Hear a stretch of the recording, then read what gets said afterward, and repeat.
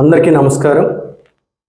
ప్రధానంగా ఎస్సీ ఎస్టీలు మరి ముఖ్యంగా వీరికి జీవనోపాధి కానీ వీరి అభివృద్ధి కోసం ఏర్పాటు చేసినటువంటి ఎస్సీ కార్పొరేషన్ కానీ లేదా ఎస్టీ కార్పొరేషన్ కానీ ఈ యొక్క కార్పొరేషన్స్ ద్వారాగా ప్రతి సంవత్సరం ఏవైతే సబ్సిడీ స్కీమ్స్ అందిస్తూ ఆ స్కీమ్ ద్వారాగా ప్రతి సంవత్సరం 10,000 మంది దగ్గర అభివృద్ధి వైపు వెళ్ళడానికి అవకాశం ఉన్నటువంటి కార్పొరేషన్ సంబంధించి మనం ముఖ్యంగా చాలా సందర్భాల్లో లోన్లు కావాలి, లేదా చిన్న లోన్లు కావాలి, లేదా అంగడికి కావాలి, లేకపోతే ఇతరత్ర 1,00,000 లేదా 2,00,000 లోపల కావాలని చాలా సందర్భాల్లో అడుగుతూ వచ్చాం. అయితే ఈరోజు మనం మాట్లాడేది ప్రధానంగా ఏంటంటే ₹1,00,000 2,00,000 వరకు లోన్లు ఇస్తే మహా అంటే సబ్సిడీ వస్తే 50,000 లక్షతో వాటికి స్టాప్ అయ్యే పరిస్థితి వస్తుంది. ఆ విధంగా కాకుండా ఎవరికైనా సరే అర్హత కలిగి ఉండి పూర్తి పేదవాడై ఉండి ఆ కుటుంబానికి జీవనోపాధి కలిగించడానికి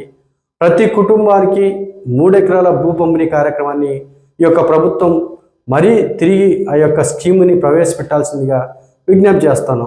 దీనికి ప్రధాన కారణం ఏంటంటే ఇప్పుడు టీడీపీ కాకుండా గతంలో టీడీపీ ప్రభుత్వం ఉన్నప్పుడు కూడా ఎస్సీ కార్పొరేషన్ ద్వారాగా ల్యాండ్ పర్చేస్ స్కీమ్ అనే ఒక స్కీమ్ని తీసుకొచ్చి ఆ స్కీమ్ ద్వారాగా అంటే భూమి కొనుగోలు పథకం, ల్యాండ్ పర్చేస్ అంటే ఎవరైతే రైతులు అమ్మే రైతులు ఉంటారో వారి నుండి భూములు సేకరించి వారికి ప్రభుత్వమే చెల్లించి దాంట్లో 1/3 అని చెప్పేసి మనం ఒక భాగము ప్రభుత్వం నుంచి లేదా కార్పొరేషన్ నుంచి 3 భాగాలు ఈ విధంగా డబ్బులు చెల్లించి ఆ రైతు నుంచి కొనుగోలు పథకం అనేది ఉండేది.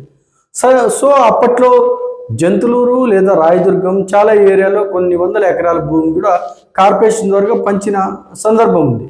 అయితే తర్వాత క్రమంలో వైసీపీ ప్రభుత్వం రావడం, తర్వాత ఆ పథకాన్ని పూర్తిగా కనుమరుగు కావడం, ఆ పథకం అనేదే లేకుండా పోయే సందర్భం వచ్చింది.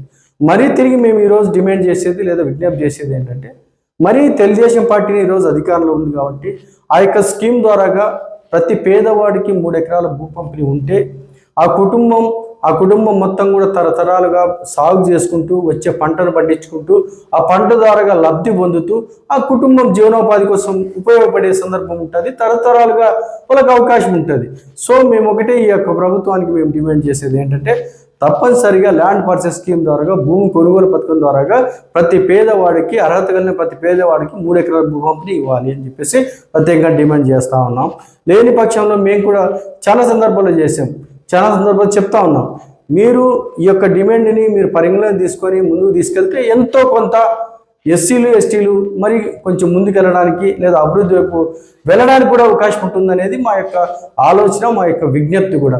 సో ఏదేమైనా ఈ యొక్క 3 ఎకరాల భూ పంపిణీ చేయాలని చెప్పేసి ఎస్సీ జనసంఘం ద్వారాగా మేము గతంలో చెప్పాం. ఎస్సీ జనసంఘం ద్వారాగా కదిర్ నుంచి అనంతపురం వరకు కూడా పెద్ద ఎత్తున పాదయాత్ర చేసి ఆ పాదయాత్ర తర్వాత అనంతపురం కలెక్టర్ గారికి, అప్పుడు ఉన్నటువంటి కలెక్టర్ గారికి మా యొక్క విజ్ఞప్తి తెలియజేయడంతో మొత్తం జిల్లా వ్యాప్తంగా రాష్ట్ర వ్యాప్తంగా ఆ యొక్క స్కీమ్ని ఇంప్లిమెంట్ చేసిన సందర్భం. సో మరొకసారి ఈ యొక్క ప్రభుత్వం స్పందించకపోతే లేదా ఈ యొక్క ప్రభుత్వం ముందుకు రాకపోతే తప్పనిసరిగా ఎస్సీ జనసంఘంగా ప్రజా సంఘాలుగా బాధ్యత కలిగిన వ్యక్తులుగా మేము తప్పనిసరిగా ఆ 3 ఎకరాల భూ పంపిణీ కోసం మాట్లాడతాం. అవసరమైతే చంద్రబాబు నాయుడు గారిని కూడా సీఎం గారిని కూడా కలవడానికి కూడా సిద్ధంగా ఉన్నామని చెప్పి మరొకసారి తెలియజేస్తూ ఏది ఏమైనా సరే పేదవాడిని ఆదుకోవడానికి ప్రభుత్వాలు మంచి ఆలోచన చేయాలి, ఆలోచనలో మంచి నిర్ణయాలు తీసుకోవాలి. ఆ నిర్ణయాల ద్వారా ప్రజలు పేదవాడు మరింత ఆనందంతో ముందుకెళ్లే విధంగా, వారు గొప్ప స్థాయికి వెళ్లే విధంగా, ఆత్మ గౌరవంతో బతికే విధంగా 3 ఎకరాల భూ పంపిణీ కార్యక్రమాన్ని ఆ స్కీమ్ని మళ్ళీ తిరిగి ప్రవేశపెట్టాల్సిందిగా నారా చంద్రబాబు నాయుడు గారిని, అదేవిధంగా డిప్యూటీ సీఎం పవన్ కళ్యాణ్ గారిని, ఐటీ శాఖ మంత్రి, విద్యాశాఖ మంత్రి అయినటువంటి నారా లోకేష్ గారికి ప్రత్యేకంగా విజ్ఞప్తి చేస్తూ ఉన్నాం. అదేవిధంగా మనం ఎక్కడ చూసినా కూడా రకరకాలుగా కూడా ప్రజలు చాలా రకాలుగా ఇబ్బంది పడుతూ ఉన్నారు కాబట్టి వాళ్ళందరినీ దృష్టిలో పెట్టుకొని ఈ యొక్క స్కీమ్ కోసం ఈ యొక్క ప్రభుత్వం పాటుపడాలని చెప్పేసి ప్రత్యేకంగా విజ్ఞప్తి చేస్తూ జై భీమ్, జై హింద్.